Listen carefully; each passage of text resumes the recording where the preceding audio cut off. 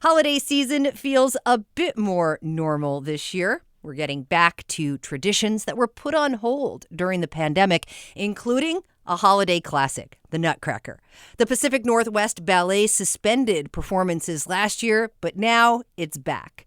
Producer Clare McGrane took a trip to the ballet's rehearsal studio to see how the show's coming together. She found the dancers hard at work on a slightly different version of the Nutcracker than you might be used to. Make sure you check out our Instagram for some behind-the-scenes photos. All right, let's begin with Juliet's entrance.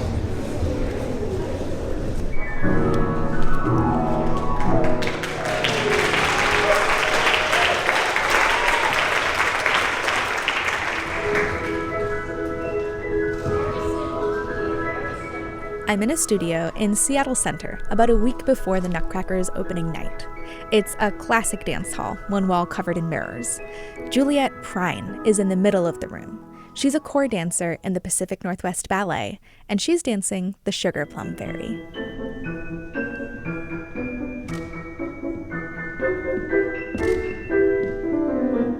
It is stunning to see a ballerina up close like this. Juliet is just the picture of grace, tiptoeing and twirling through the room in her set of pink pointe shoes. Some 40 other dancers are lining the walls watching and encouraging her when she does tricky steps. True to the Sugar Plum Fairy, Juliet is wearing a purple leotard, a pink sheer skirt, and a matching pink mask. This Nutcracker season is a return to some kind of normal for the ballet. They've put on the show every year since 1975, except last year.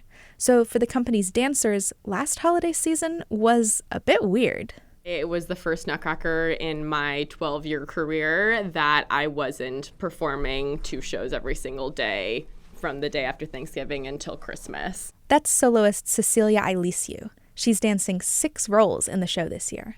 I'm so much happier this Nutcracker than I feel like I have most because I'm not taking it for granted at all, because last year was pretty sad without it. It's just like a different holiday experience. I guess it's like a normal person's holiday experience. And it was fine, but I missed it.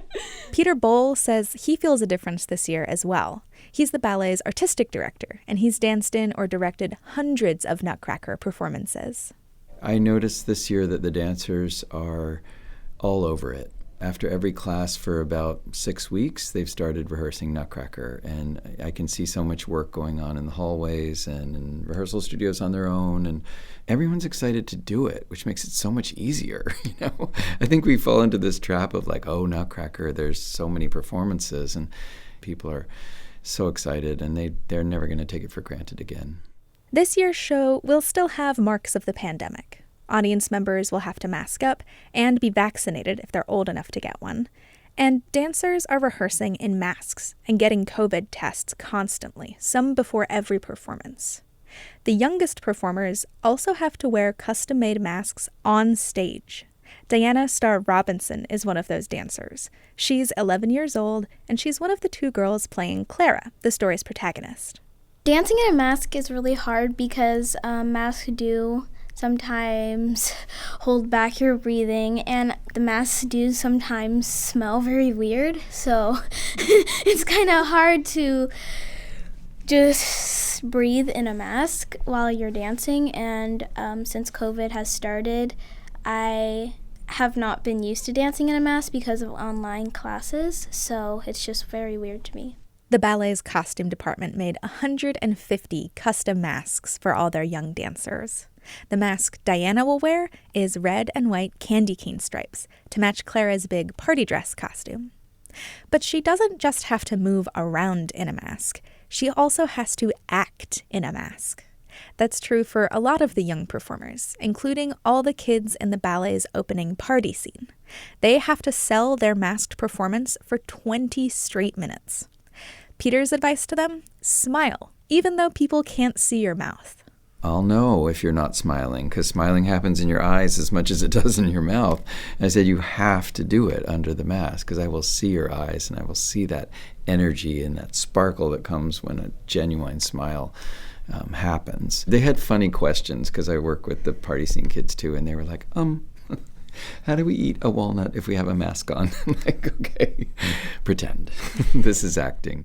There's one other big change. The Chinese tea dancer, which plays on a lot of Asian stereotypes, won't be in this year's production.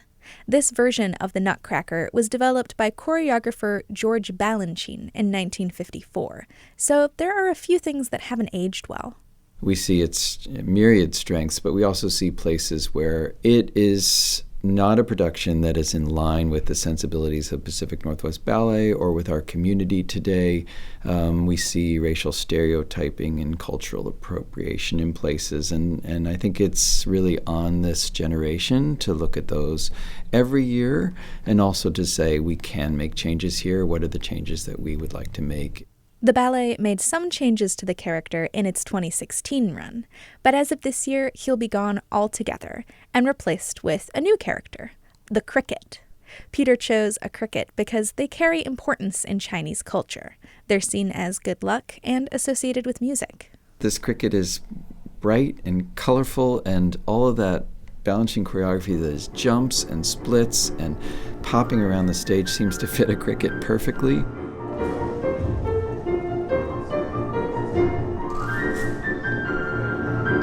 During rehearsal, Ryan Cardea was dancing the cricket. The piece starts with two dancers wheeling him on stage, tucked inside a red and black box. Ryan pops out and bounces all over the room. The choreography does look a lot like a little bug flitting around.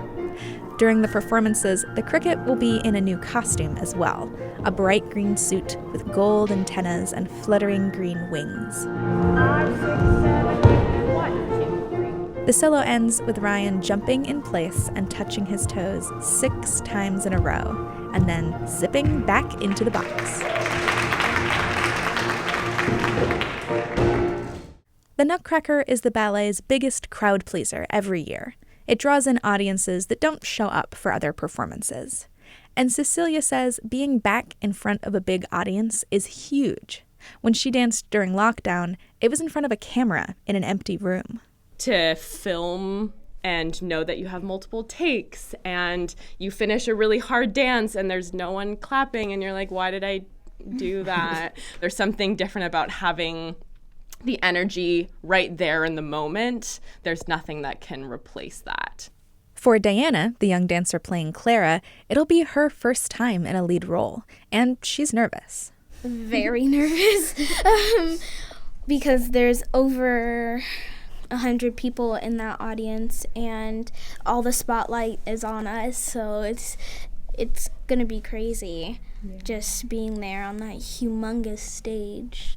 I didn't want to tell Diana this, but there could actually be 2,200 people at one of her performances.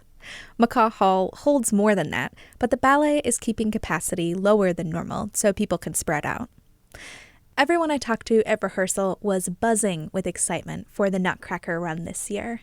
Their focus is putting on the best show they can. But Peter said his eyes will also be on the audience. My favorite part of the Nutcracker happens off stage. It's families that are in the lobby afterwards and kids that are dancing up the aisle and then people that run to the edge of the rail to look over at the musicians, and the musicians will wave and play a few notes for them. And I love, Sugar Plum Fairy will come out and you'll hear it's mostly kids, but it's also adults that are like, oh, they forget that they're adults and they don't ooh and ah, and it's back.